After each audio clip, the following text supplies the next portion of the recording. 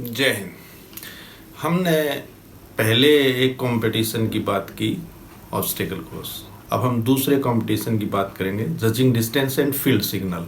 ये दो पार्ट में होगा, एक जजिंग डिस्टेंस और दूसरा फील्ड सिग्नल। तो आज हम केवल जजिंग डिस्टेंस के बारे में पढ़ेंगे। तो आप सामने तस्वीर देख रहे हैं, इसमें बच्चा हाथ करके बता रहा है या मैं भी ऊपर हाथ करके बता रहा हूँ कि कैसे डिस्टेंस निकाली जाती है। तो डिस्टेंस के जो पहले हम रूल और कंडक्ट और बता देते हैं आपको कि कौन टीम में कैसे कैसे कंपटीशन लड़ता है। तो इसका दो पार्ट में होता है, एक रिटन टेस्ट और एक प्रैक्टिकल। टोटल 8 कैडेट होते हैं जो रिटन टेस्ट देते हैं, सभी जजिंग डिस्टेंस वाले भी और फील्ड सिग्नल वाले भी, वो कॉमन होता है। इसके बाद प्रैक्टिकल है, आप देख रहे हैं सामने, जजिंग डिस्टेंस का 60 मार्क्स का और फील्ड सिग्नल का 60 मार्क्स का। तो आज हम जजिंग डिस्टेंस का 60 मार्क्स का जो प्रैक्टिकल और 40 मार्क्स का जो उसमें से 20 मार्क्स जो है वो जजिंग डिस्टेंस के होते हैं, उसके बारे में बात करेंगे। आप बाकी चीज़ें आप पहली उसमें पढ़ चुके हैं, ड्रेस वगैरह कॉम्बैट जैसे वो पहले जान चुके हैं। अब हम बात करते हैं कंपटीशन जो है वो दो पार्ट में कैसे होता है। जो रिटन टेस्ट होता है उसके दो पार्ट होते हैं, 20 मार्क्स का ऑब्जेक्टिव होता है और 20 मार्क्स का सब्जेक्टिव होता है, और 45 मिनट्स टोटल ड्यूरेशन होती है। तो इसमें से जो 40 मार्क्स है, इसमें से 20 मार्क्स ऑब्वियसली जजिंग डिस्टेंस के होते हैं, जो दोनों पोर्शन में हाफ हाफ होते हैं। तो जजिंग डिस्टेंस के बारे में अब हम बात करेंगे। जजिंग डिस्टेंस जो है वो डायरेक्टेड वाइज प्रैक्टिकल किया जाता है, जो शंकर भी आर्म अमूमन हमारे यहाँ होता है। तो हर एक डायरेक्टेड को एक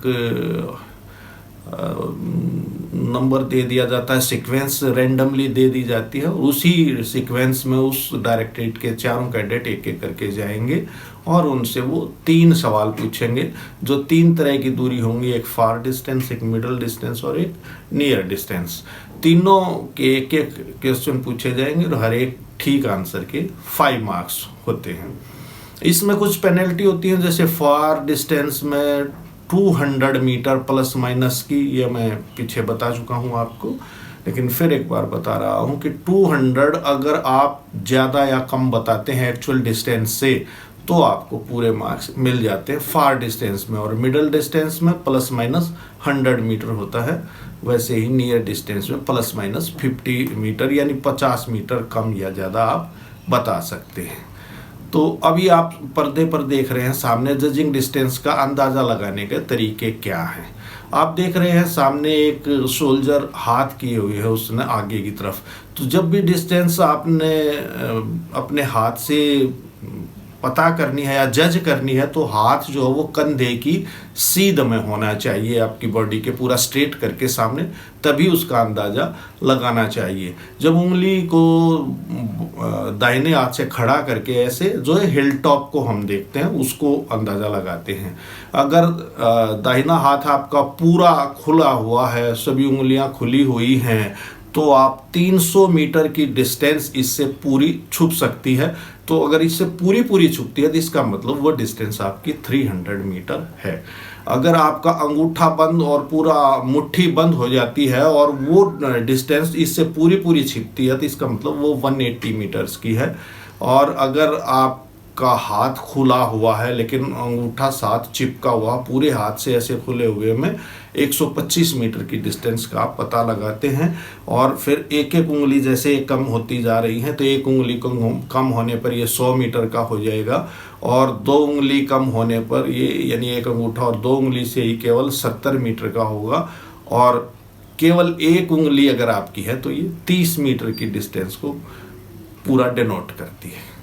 तो ये एक जो इंडिविजुअल है उसको क्यों पता होना चाहिए कि दूरी का अंदाज़ा लगाना मुझे आना चाहिए, एक्यूरेट अपनी आंखों से वो अंदाज़ा क्यों लगा सके। आपको पता है जब एक सोल्जर युद्ध के मैदान में होता है तो उसके पास या उसके सेक्शन के पास अलग अलग हथियार होते हैं। उसे पता होता है कि उसके हथियार की रेंज क्या है। जब दुश्मन सामने होता है, टारगेट सामने होता है, तो उसको एक निश्चित समय पे फायर करना होता है। अगर जो एनिमी है या जो टारगेट है अगर उसके हथियार की रेंज से बाहर है और वो फायर करता है तो दुश्मन का कोई नुकसान नहीं होगा, अपना एमुनेशन वेस्ट जाएगा और दुश्मन सावधान हो जाएगा, और सावधान होने पर दुश्मन नुकसान कर सकता है। तो उसको एक्यूरेट अपने हथियार की रेंज में दुश्मन हो तभी फायर करना है। तो उसे पता होना चाहिए कि उसे फायर कब करना है, यानी दुश्मन मेरे हथियार की रेंज में है कि नहीं है। दूसरी बात है कि दुश्मन कितनी संख्या में है और मेरे हथियार की रेंज क्या है, मुझे कौन सा वेपन यूज करना है। मान लिया दुश्मन 350 मीटर पे है तो उसको पता है कि मेरे इंसास की रेंज में है, तो वो इंसास का इस्तेमाल कर सकता है, यानी वही हथियार यूज करेगा जिससे वो मैक्सिमम दुश्मन टारगेट को ध्वस्त कर सके और अपना जो एमुनेशन है उसको कम से कम खराब होने से बचा सके। दूसरा, जब वो एक सेक्शन कमांडर के तौर पर काम कर रहा है तो अपने जो दूसरे सेक्शन के आदमी हैं, जो सैनिक हैं बाकी, उनको टारगेट इंडिकेट करना, यानी टारगेट बटन, मान लिया उसको टारगेट दिखाई दिया, सामने दुश्मन दिखाई दे रहा कि वो टारगेट मेरा इतनी दूरी पर है, तो वो अपने बंदे को दिखाएगा। अब मान लिया दुश्मन 300 मीटर पे है तो वो सीधा बोलेगा ना सामने दुश्मन 300, अगर वो 300 बोलेगा तो सभी आदमी जो है वो 300 मीटर पे ही देखेंगे, और अगर दुश्मन हुआ 100 मीटर पे तो 300 पे दिखाई ही नहीं देगा। तो इसलिए उसको एग्जैक्ट पता होना चाहिए कि जो टारगेट है वो मेरे से कितनी दूरी पर है। ऑब्जर्वर जो है वो हमेशा आगे चलता है। ऑब्जर्वर को पता है मेरा जो सेक्शन है या जो मेरा ट्रुप है वो मुझसे कितनी पीछे है, उसको अंदाजा लगाना आना चाहिए, और सामने अगर उसको टारगेट दिखाई देता है तो वो टारगेट की भी दूरी एग्जैक्ट पता कर सके।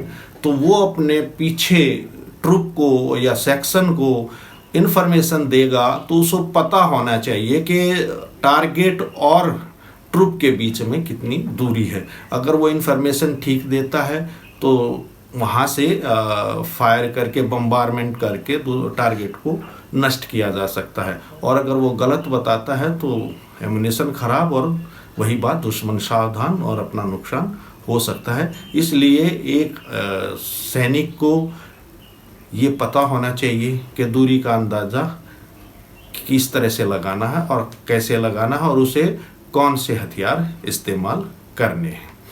हमने पढ़ा था कि जो आर्मी है उसके अंदर आजकल 3 तरीके जजिंग डिस्टेंस के इस्तेमाल किए जाते हैं, इकाई का तरीका, दिखाई का तरीका और सुनाई का तरीका। लेकिन एनसीसी में 6 तरीके इस्तेमाल किए जाते हैं, यहाँ सुनाई का तरीका इस्तेमाल नहीं किया जाता, क्योंकि वो जो है टेक्निकल तरीका है। आपको पता है ध्वनि की रफ्तार जो है वो कितनी होती है और प्रकाश की रफ्तार कितनी होती है। ध्वनि की 332 मीटर प्रति सेकंड और वो 8 लाख किलोमीटर प्रति सेकंड, तो बहुत फ़र्क हो जाता है। तो जब कहीं कोई एकदम से फायर दिखाई देती है और जब तक वो सुनाई देती है उसके बीच का जो टाइम है उसको अगर काउंट कर लेता है तो 4 गुना समय से आपको पता दूरी का पता चल जाता है। लेकिन वो एनसीसी कैडेट्स के लिए नहीं होता है। एनसीसी कैडेट को 6 तरीके इस्तेमाल करने होते हैं। इकाई का तरीका यानी unit of measure, appearance method यानी दिखाई का तरीका, सेक्शन औसत, की रेंज, ब्रैकेटिंग और हाविंग, ये 6 तरीके हैं जिनके बारे में आज हम आपको सिखाएंगे कि कैसे दूरी का अंदाज़ा लगाया जाता है। तो चलिए पहला तरीका हम पता करते हैं, यूनिट ऑफ मेजर यानी कि इकाई का तरीका। इसको 100 यार्ड मेथड भी कहते हैं, क्योंकि जो टारगेट और खुद ऑब्जर्वर के बीच में जो दूरी होती है उसको 100-100 मीटर के टुकड़ों में बांटकर दूरी का अंदाज़ा लगाया जाता है। इसके लिए जो सबसे अच्छा एक की है वो होती है हॉकी का ग्राउंड। आपको पता है हॉकी का ग्राउंड जो है वो 100 यार्ड का होता है, 100 गज का होता है। तो अगर हम ऑब्जेक्ट और ऑब्जर्वर अपने बीच में 100 मीटर के टुकड़े उसके आधार पर कर ले तो वो उस दूरी का अंदाज़ा आसानी से लगा सकता है। तो आप सामने देख रहे हैं यूनिट ऑफ मेजर के लिए दो तस्वीर दिखाई गई। जो देखने वाली बात है वो ये देखिए कैसे कि 100 मीटर पे कैसा दिखाई देता है, 200 तक कैसा, 300 पे कितना, 400, 500 इतना। जो पहला 100 मीटर है वो आपको एग्जैक्ट 100 मीटर दिखाई देगा। तो आप उसके लिए दिन में कदम गिनकर आराम से 100 मीटर दूरी के टुकड़े का अपनी नंगी आंखों से अंदाजा लगा सकते हैं। इसका सबसे अच्छा तरीका यही है कि आप कदम मापिए, और आपको पता है नॉर्मल 120 कदम पे 100 गज होते हैं, यानी 132 कदम पे 100 मीटर होते हैं। तो 120 कदम मापेंगे तो आपको 100 गज का पता चल जाएगा। ऐसे बार बार 120 कदम मापिए और आपको अंदाजा हो जाएगा कि 100 गज लगभग कितना होता है। इसके बाद 100 से 200 तक का जो डिस्टेंस होता है वो पहले 100 गज का 2/3 दिखाई देता है, यानी आपको देखने में ऐसा लगेगा जैसे वो 67 मीटर है। तो आप जब पहले 100 गज मापे तो आप वहाँ पे कोई ऑब्जेक्ट लगा दीजिए अंदाजे के लिए, फिर आप अगले 100 मीटर मापिए, और वहाँ से जब 100 मीटर हो जाए तो पिछले ऑब्जेक्ट को देखेंगे, आपको 100 मीटर दिखाई देगा। और जहाँ से जो आपका स्टार्टिंग पॉइंट है वहाँ और उस ऑब्जेक्ट के बीच की दूरी अगर आप देखेंगे तो आपको वो लगभग 67 मीटर की लगेगी। तो आप 67 देखने में कैसा होता है आप वैसे टुकड़े की पहचान करना सीखिए, तो आपको एग्जैक्ट दूरी का पता चल जाएगा। 200 से 300 जब आप चलेंगे तो जो 100 से 200 का 2/3 था तो वो उसका 2/3 नजर आएगी, यानी वो टुकड़ा आपको देखने में वहां स्टार्टिंग से देखने में ऐसा लगेगा जैसे वो 45 मीटर का टुकड़ा है। इसके बाद जो 300 से 400 देखेंगे तो वो उस पिछली वाली दूरी का 2/3 दिखाई देगा, यानी 45 का 2/3 यानी वो 30 मीटर जितना टुकड़ा दिखाई देगा आपको जब आप 400 मीटर तक देखेंगे। और जब आप 500 मीटर तक देखेंगे, 400 से 500 वाला जो टुकड़ा है वो उसका 2/3 दिखाई देगा, यानी वो 20 मीटर जितना दिखाई देगा आपको देखने में। तो आप 20 मीटर, 30 मीटर, 45 मीटर, 67 मीटर और 100 मीटर के टुकड़े कदमों से मापिए और देखिए वो देखने में कितने लगते हैं। और उस टुकड़े को जब आप अगली दूरी पे उठा के रखेंगे तो आपको पता चल जाएगा कि देखने में कैसे होते हैं। इस तरह से आप यूनिट ऑफ मेजर से 500 मीटर तक ही दूरी का अंदाजा लगा सकते हैं। इससे आगे आप दूरी का अंदाजा इस तरीके से नहीं लगा सकते, क्योंकि आगे वाला जो टुकड़ा वो इतना छोटा होगा कि आप उसको देख नहीं सकते या उसका सही से अंदाजा नहीं लगा सकते। तो हर एक टुकड़ा पहले वाले का 2/3 नजर आता है देखने में, और ये केवल अभ्यास से ही संभव हो सकता है। अगला तरीका हम बात करते हैं अपीयरेंस मेथड, यानी कि दिखाई का तरीका। हिंदी में इसको दिखाई का तरीका बोलते हैं। तो केवल आंखों से देखने से कितनी दूर पर कोई टारगेट कैसा नजर आता है, ये इसका अंदाजा लगाने का इस विधि में तरीका है।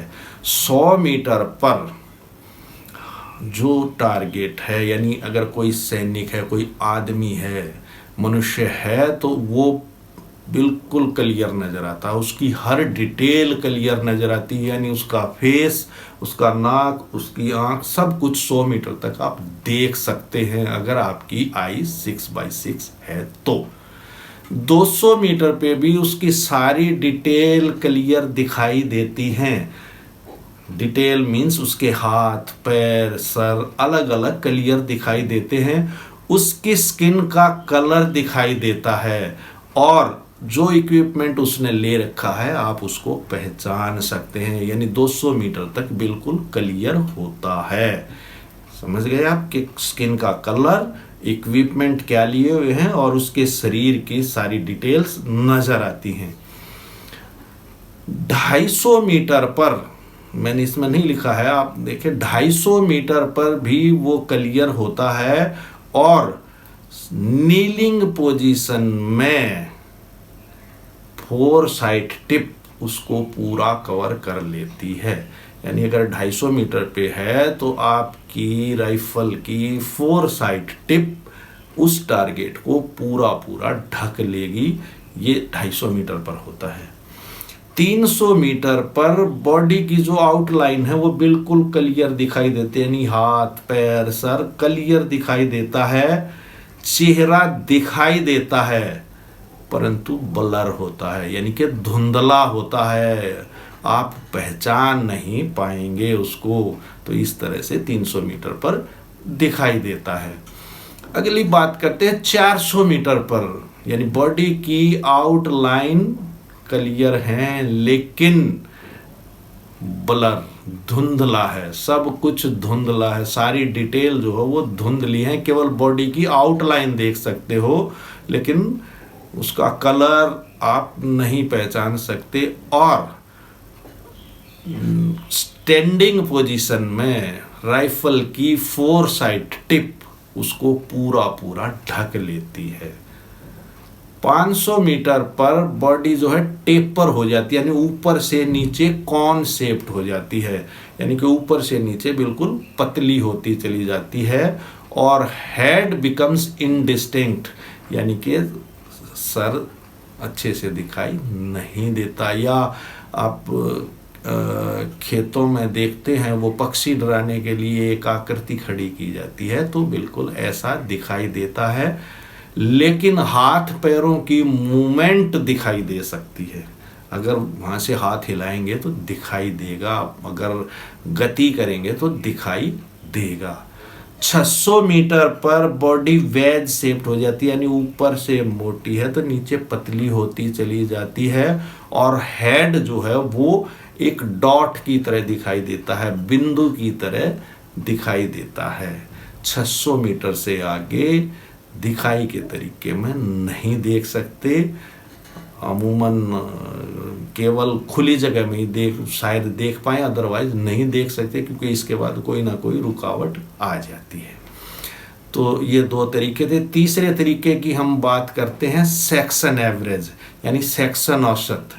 सेक्शन के हर आदमी को ऑब्जेक्ट की दूरी निकालने के लिए कहा जाता है और हर आदमी दूरी का अपने हिसाब से अंदाजा लगाता है, और उन सब दूरियों को जोड़कर आदमियों की संख्या से अगर हम भाग कर देंगे तो दूरी का औसत आ जाएगा। जैसे सामने आप तस्वीर में देख रहे हैं, कोई 50 मीटर, कोई 75 मीटर, कोई 125 मीटर, कोई 150 मीटर ऐसे बोल रहा है। तो इन चारों को जोड़कर अगर हम 4 से भाग करेंगे तो 100 मीटर जो है वो औसतन दूरी आ जाती है। इसमें एक बात खासी होती है कि इस दूरी का अंदाजा लगाने की विधि का हम कब प्रयोग करते हैं। पहली बात है एम्पल टाइम इज अवेलेबल, यानी कि समय आपके पास काफ़ी है, उसकी दूरी ज़्यादा होगी, ओब्वियसली दुश्मन या टारगेट आपसे इतना दूर होगा कि आपके पास टाइम है। दूसरा है कि अंधेरा यानी धुंधलका या धुंध के कारण जो है मौसम साफ नहीं है और दूरी का अंदाजा लगाने में दिक्कत आ रही है, तो उस समय में आप इस विधि का प्रयोग करेंगे। या जो डिस्टेंस है वो 400 मीटर से ज़्यादा हो, तभी आप इस विधि का प्रयोग करेंगे। यानी 3 बात हुई, समय पर्याप्त है हमारे पास, रोशनी क्लियर नहीं है यानी धुंध या डार्कनेस है, और दूरी जो है वो 400 मीटर से ज़्यादा है, तभी हम इस विधि का प्रयोग करते हैं। अगली आपकी जो है वो की रेंज, जो मेथड है वो की रेंज मतलब क्या है कि किसी ऑब्जेक्ट की दूरी का हमें पहले पता है उस ऑब्जेक्ट के संदर्भ में, तो हम उसकी दूरी निकाल सकते हैं, इसको की रेंज कहते हैं। जैसे सामने आप तस्वीर में देख रहे हैं एक हॉकी का ग्राउंड दिखाया हुआ है, पोल टू पोल हम देख रहे हैं कि हॉकी का ग्राउंड है, तो हॉकी के ग्राउंड की डिस्टेंस 100 मीटर होती है। अगर कोई टारगेट हॉकी के ग्राउंड के दूसरे सिरे पर है और आप इस सिरे पर हैं, तो आपको पता है वो 100 मीटर है, तो आपको उसकी दूरी का सही पता चल जाएगा। मान लिया कोई टारगेट रोड के साथ साथ है, तो आपने देखा होगा रोड पे माइल स्टोन लगे होते हैं, यानी मील के पत्थर लगे होते हैं। अगर वो मील के पत्थरों की रेंज उसी लाइन में है तो आप उससे भी अंदाज़ा सही लगा सकते हैं। और ये सबसे एक्यूरेट मेथड होता है, क्योंकि जो दूरियां हैं वो फिक्स होती हैं।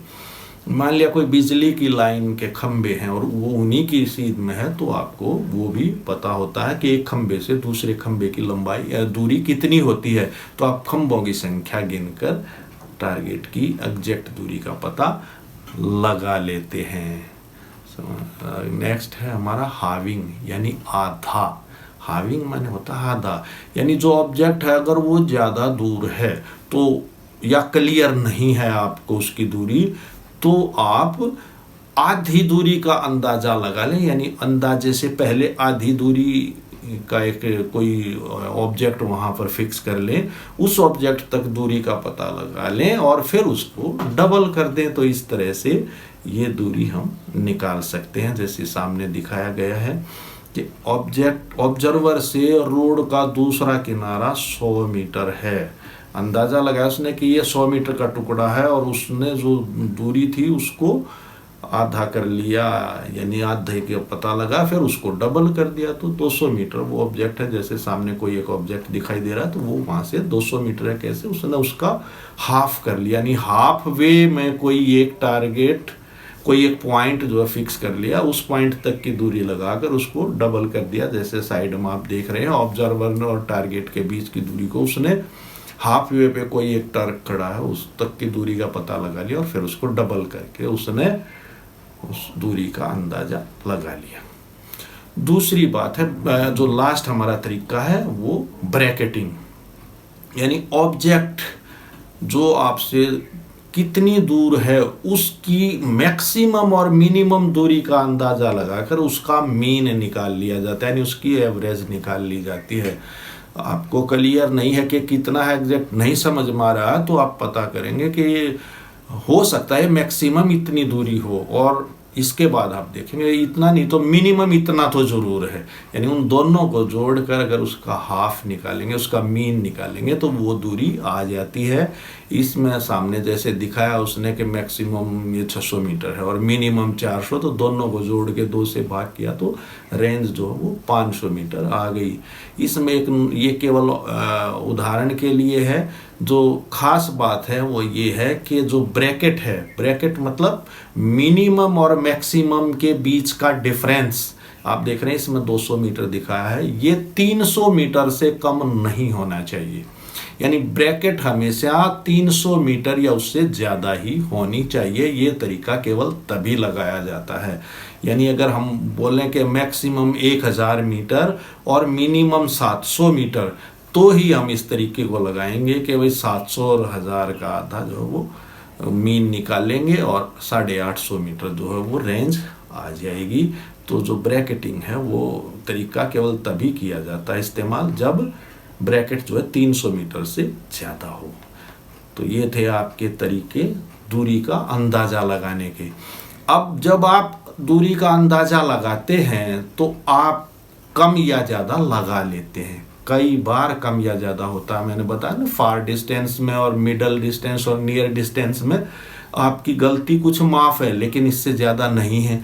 तो आप एक्चुअल से ज़्यादा यानी ओवर एस्टिमेट किन सूरत में करते हैं, उन बातों को अगर दिमाग में रखेंगे तो फिर आप दूरी का सही अंदाज़ा लगाएंगे। अब देखिए ओवर एस्टिमेट कब करते हैं, लाइट इज़ बैड, यानी कि जब रोशनी कम हो। आप एक बात देखना कि दोपहर में जब मैक्सिमम लाइट होती है उस वक्त किसी ऑब्जेक्ट को देखना, वो आपको कैसा दिखाई देता है। और एक शाम का धुंधल का वो समय होता है जब सूरज छिप जाता है और पूरा अंधेरा नहीं होता, हल्का हल्का अंधेरा होना शुरू होता है। तो वो जो वक्त होता है उस वक्त में आप उसी ऑब्जेक्ट को देखेंगे तो आपको वो ऑब्जेक्ट दूर दिखाई देगा, जबकि दिन में वो ऑब्जेक्ट आपको नज़दीक दिखेगा। दूसरा जो पॉइंट है वो सन इज इन द ऑब्जर्वर्स आई, यानी देखने वाले के सामने सूरज हो। सामने सूरज होगा तो आंखों पे सूरज पड़ेगा और हमें जो है वो आप जानते हैं देखने के लिए जो लेंस होता है वो सिकुड़ता है या फैलता है, अपना आँख एडजस्ट करती है उस चीज़ को देखने के लिए। तो जब आँखों पे रोशनी पड़ती है तो लेंस सिकुड़ जाता है और इसलिए डिस्टेंस जो है ज़्यादा नज़र आती है। Object is small in relation to its surroundings, यानी कि वहाँ पे बड़ी बड़ी चीज़ें और उसके साथ कोई छोटी चीज़ है तो वो आपको ऐसा लगेगा जैसे दूर है। अभी आप देख रहे हैं सामने बड़े बड़े ऑब्जेक्ट हैं, एक बड़ा सा पेड़ है, एक बड़ा सा टैंक है, एक बड़ा सा कोई घर है, और पेड़ के साथ एक छोटी कोई आकृति दिखाई दे रही है उसके साथ से, तो आपको लगेगा ये तो सब बड़े बड़े हैं, तो इसका मतलब ये नज़दीक है, और वो जो छोटी चीज़ है वो यहाँ से बहुत दूर है, यानी उसकी दूरी हमें ज़रूरत से ज़्यादा नज़र आती है। तीसरा है looking through a valley narrow range. आप एक काम कर सकते हैं, अगर वैली के थ्रू देखते हैं तो आपको चीज़ ज़्यादा दूर नज़र आएगी। इसके लिए अगर आप कभी भी एक तंग गली से देखें दूसरे सिरे तो आपको बहुत दूर दिखाई देगा वो सिरा, और अगर उतनी रेंज की चौड़ी गली से देखेंगे तो वो आपको नज़दीक दिखाई देगा। तंग रास्ते से देखने पर हमेशा दूरी जो है वो एक्चुअल से ज़्यादा नज़र आती है। लाइंग डाउन, यानी अगर लेट के आप देख रहे हैं तो आपको दूरी जो है वो ज़्यादा नज़र आती है। और एक और पॉइंट मैं बताता हूँ, जब आप ऊपर से नीचे देखते हैं तो दूरी ज़्यादा दिखाई देगी, यानी पहाड़ की चोटी से अगर आप तलहटी में नीचे झाँकेंगे तो आपको दूरी ज़्यादा, वास्तव से ज़्यादा नज़र आएगी।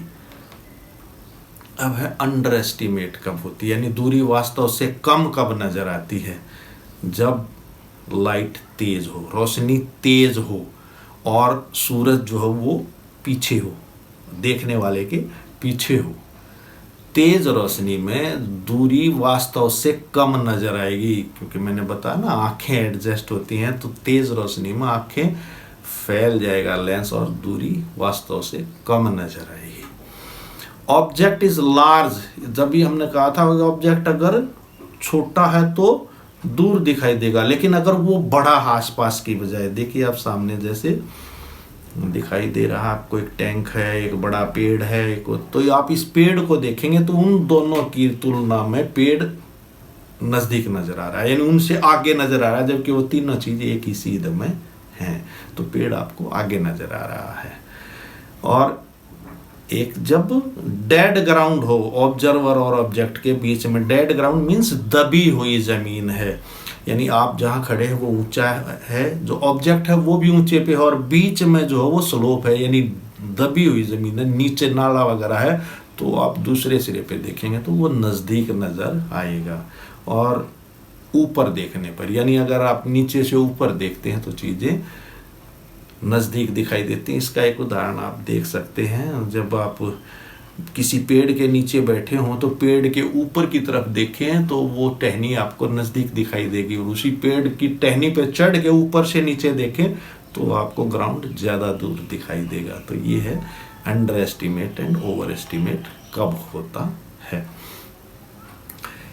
एक जो है रात को और दिन को क्या फ़र्क होता है, यानी रात को विजिबिलिटी कम होने के कारण कैसे हमें चीज़ें दिखाई देती हैं। रात को जो सबसे सूटेबल मेथड है वो की रेंज है। मान लिया लाइट के खंभे तो उन पे लाइट जली हुई तो उनसे आप इजीली अंदाज़ा लगा सकते हैं, लेकिन अगर ऑब्जेक्ट बड़े बड़े हैं और रात को उनकी मदद से अगर आप दूरी का अंदाज़ा लगाएंगे तो लगा सकते हैं, क्योंकि बाकी डायरेक्टनेस के कारण आप नहीं अंदाज़ा लगा सकते। इसका सबसे अच्छा तरीका है कि जब दिन में रोशनी हो तो आप प्रोमिनेंट ऑब्जेक्ट्स को दिन में मार्क कर लें कि कितनी दूरी, उनका पहले से ही पता लगा लें, ताकि रात को दूरी का अंदाज़ा लगाने में दिक्कत ना आए। आप देख रहे हैं तस्वीर में नाइट के समय में, और एक विजुअल ब्लाइंड स्पॉट क्या है कि कितनी दूरी के बाद वो चीज़ें पास होने पर नहीं दिखाई देती, यानी ब्लाइंड हो जाते हैं विजुअलिटी उस पर। जैसे देख रहे हैं आप प्लेन जो है वो 1000 फीट के बाद नहीं दिखाई देगा, क्योंकि उसकी जो है वो ब्लाइंड स्पॉट में आ जाता है आइस की, और वो नहीं दिखाई देगा फिर हमें। और जैसे 1000 फीट पे आप देख रहे हैं एक टैंक है, या जो भी आकृतियाँ आप देख रहे हैं पूरी अलग अलग दूरी पे अलग अलग दिखाई देती हैं। दिन के समय आप देख ही रहे हैं कि दिन के समय तरीका क्या मैंने बताया था, जैसे 2/3 ऑफ नेक्स्ट ऑब्जेक्ट। अगर आप ऐसे अंदाज़ा लगाएंगे तो आप इजीली अंदाज़ा लगा सकते हैं। यानी पहले ऑब्जेक्ट 100 मीटर के जैसे आपने टुकड़े किए, तो आप देख रहे हैं ए से बी 100 मीटर है, तो वो पूरा 100 मीटर यहाँ से अगले का 2/3 दिखाई देगा। यानी ए जो है आपने देखा वो आपको देखने में 100 मीटर लग रहा है, ऑब्जर्वर यही इधर खड़ा है, वो देख रहा है कि 100 मीटर पे कैसा है। 100 मीटर से 200 मीटर का टुकड़ा, यानी ए से बी तक का आप देख रहे हैं 2/3 ऑफ ए, यानी ए जितना दिखाई देता है उसका 2/3 है, तो देखिए वो पास नजर आ रहा है। और उससे अगला बी से सी तक का आप देख रहे हैं वो बी का 2/3 दिखाई दे रहा है, यानी वो उससे भी छोटा, और अगला उससे भी कम दूरी नजर आ रही है। यानी 100 मीटर के टुकड़े कैसे नजर आते हैं वो ऐसे दिन के अंदर वो आप देख सकते हैं। तो यहाँ तक था आपका ये जजिंग डिस्टेंस। अब बात कर लेते हैं हम थोड़ी सी कि इसका पेपर कैसे आता है, जो रिटन टेस्ट है वो कैसे होता है। देखिए जैसे मैंने ऑब्जेक्टिव टाइप क्वेश्चन दिया है पहला कि फिल इन द ब्लैंक्स है, इसमें हो सकता है वो आपको वर्ड्स दे दें, हो सकता है आपको खुद ही वर्ड चूज करना पड़े। जैसे ना when observer is looking down from A raised ground the distance is over estimated. जो वर्ड आप लिख रहे हैं उसको थोड़ा सा बड़ा करके लिखिए और उसको अंडरलाइन कर दीजिए, ताकि अगर आपकी कोई और मिस्टेक है तो वो ओवरलुक हो जाए। आप डायरेक्ट वो सीधा आपका आंसर देखे और आपको पूरे मार्क्स मिल जाएं। जैसे अगले में भी मैंने ऐसे ही फिल इन द ब्लैंक्स के 2 दिए हैं। फिर आपको आ सकता है MCQ, यानी मल्टीपल चॉइस क्वेश्चन है, उसमें 4 आंसर दिए हैं, उसमें से एक सही है, तो आपको बड़ा सा टिक उस पर लगाना है ताकि वो उसको दूर से ही नज़र आ जाए और उसका मूड भी ठीक रहे। अगर आप इनको खुला खुला लिखिए और इजीली पहचान वाला निशान लगाइए ताकि सीधा उसी पे निगाह जाए और आपको मार्क्स पूरे मिल जाएं। अगर और कोई गलती है तो वो आपकी छिप जाए। तो ऐसे मैंने पहले 10 क्वेश्चन आपको लिखे हैं। अब 8वां क्वेश्चन देखिए, ट्रू और फॉल्स। यानी इसमें आपको केवल ट्रू या फॉल्स लिखना है। If the range of a certain object is known the key range method can be used. यानी किसी ऑब्जेक्ट की दूरी पहले से पता है तो आप की रेंज इस्तेमाल कर सकते हैं। तो आप देख रहे हैं मैंने ब्रैकेट में लिखा है ट्रू। तो इस तरह से पहले 10 क्वेश्चन मैंने लिख दिए हैं। हो सकता है इसमें एक क्वेश्चन इस तरह से भी आ सकता है कि इनमें से जो अप्रोप्रिएट 4 आंसर हैं चारों एक जैसे लगते हैं देखने में। जैसे ये 9th में है, which statement is incorrect with regard to appearance method, कि इसमें इनकरेक्ट कौन सी है। अब आप करेक्ट ढूंढेंगे और इनकरेक्ट देखेंगे। 400 मीटर पे 2 चीज़ लिखी है मैंने। Face at 400 yards the face become blurred, ये 300 पे ही ब्लर हो जाता है। तो 400 मीटर पे तो वो दिखाई ही नहीं देता फेस, इसलिए ये स्टेटमेंट रॉन्ग है। तो इसलिए इस पे हमने निशान लगाना है। ठीक है।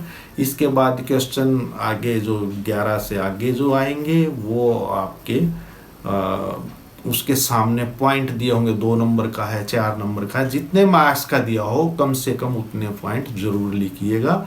इस तरह से आप इस रिटर्न की आप तैयारी कर सकते हैं। कोरोना टाइम चल रहा है, सो डोंट हैंडशेक। नमस्ते करो इंडिया। नमस्ते।